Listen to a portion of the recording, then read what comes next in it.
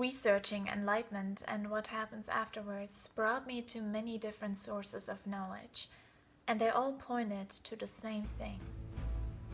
When I gathered together scientific research, ancient cultures' beliefs, famous philosophers' ideas, spiritual knowledge about chakras and information from patients under hypnosis, as well as my own spiritual experiences, I've came to the following conclusion. Life is a game.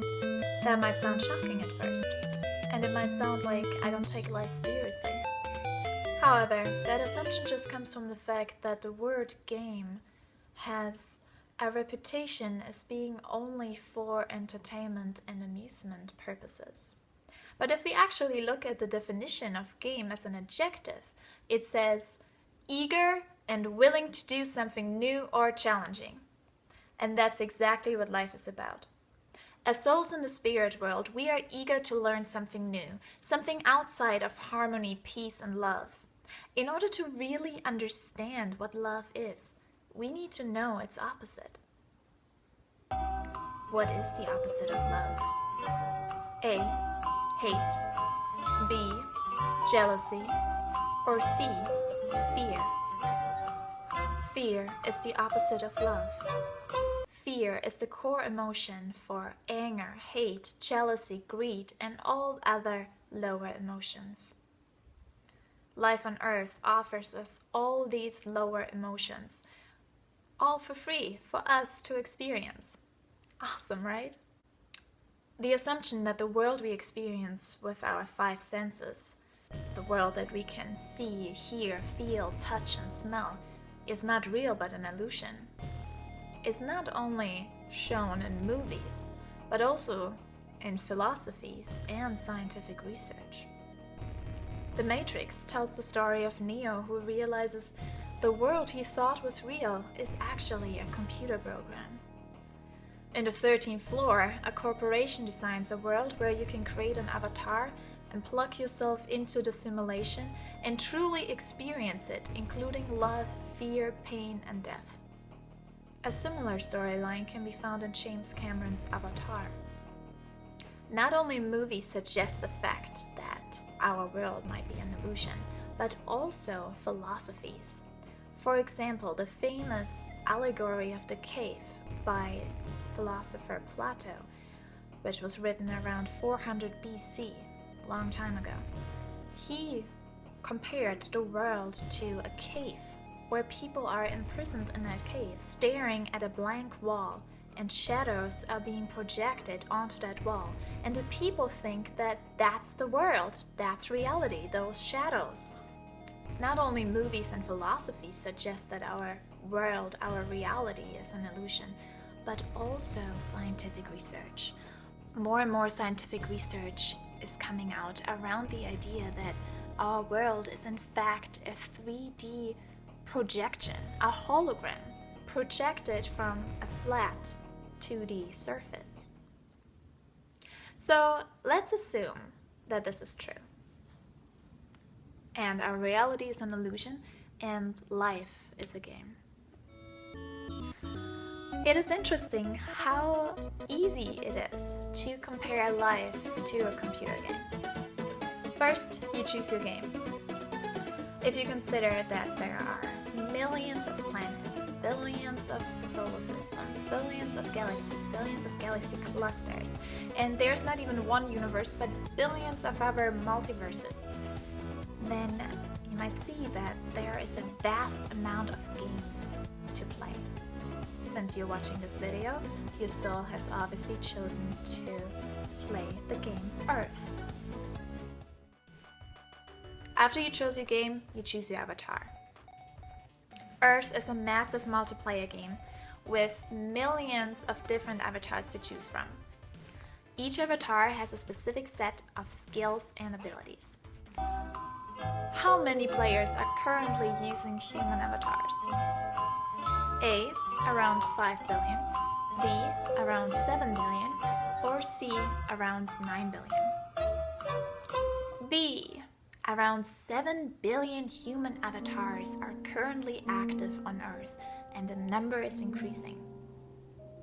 Patients in the superconscious states under hypnosis said that their spirit guides showed them 3 options of different avatars that they can go into, which would help them accomplish their mission.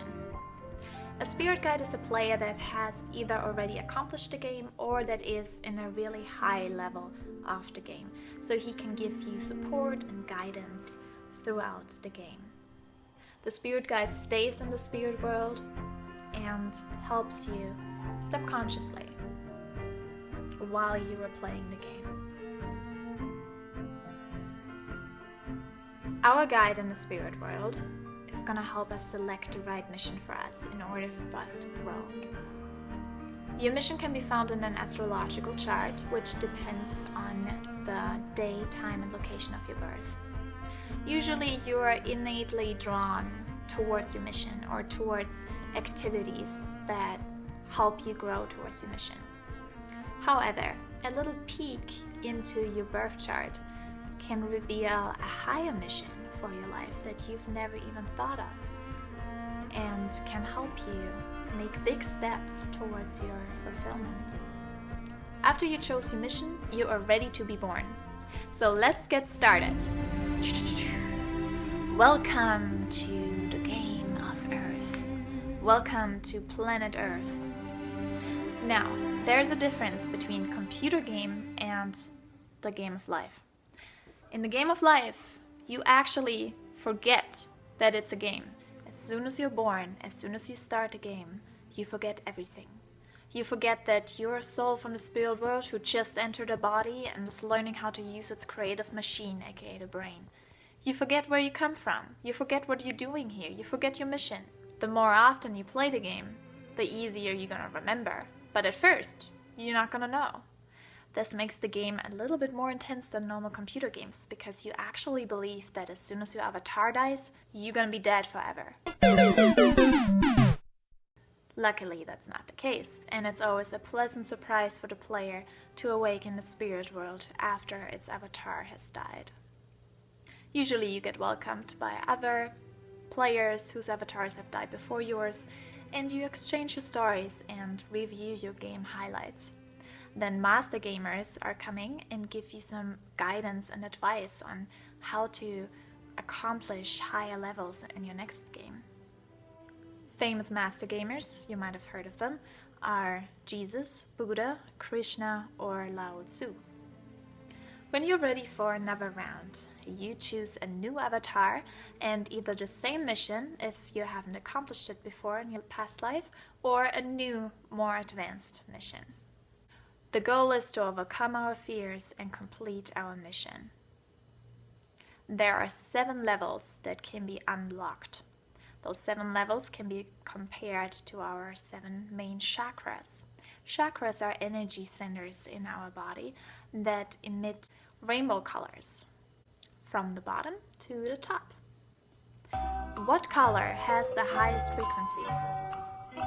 A, purple, B, red, or C, gold? Purple has the highest frequency. Red has the lowest frequency. The goal is to unlock all levels starting with red to orange to yellow to green to light blue to indigo and lastly to purple in order to achieve enlightenment and therefore accomplish the overall mission of the game Earth. It's different for every player of how many lifetimes it takes to accomplish enlightenment. Some players like to do it fast and race through it and learn as fast as they can. Others just prefer to take their time and smell the roses and enjoy the journey. Even if you have unlocked several levels from your past lifetime, as soon as you're born, you forget everything, so you have to re-unlock all those levels. However, because you've already done it before, it's gonna be way easier for you and you're gonna grow faster. That also explains why some people are so talented or so highly advanced, because they've already done it before. They already know what to do, they just had to remember how to play the game. What happens after enlightenment? Well, there are several options. This information comes from patients under hypnosis that we're in the superconscious states and we're able to channel spirits from higher frequencies and telling them what they're doing after they accomplished the game of life. You can either play the game Earth again, but in a new avatar, for example an animal avatar, or you can start playing a new game on a new planet in a different world. If you don't want to incarnate for a while, then you can also start guiding others and being their spirit guides or their guardian angels, helping them, teaching them, share your knowledge. And last but not least, you can also go into the game development. So when you reach higher frequencies, then you get to the point where you can start creating games on your own. You start creating avatars. First you start with little organisms and then, simple life forms, and then they get bigger and bigger until they're suitable to host a soul and become an avatar.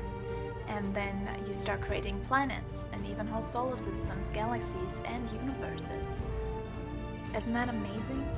That just shows that life is so much more than we thought it was. Life on Earth is just one game out of many others that we can play. We are all creators. Inside of each one of us, there's a creative force. And if we tap into that, the more we tap into it, the more we can create. From little art projects, to companies, to avatars, to life forms, to whole universes. It's endless. The possibilities are endless. We are creators. Every single one of us is a creator. Thank you for watching. Namaste.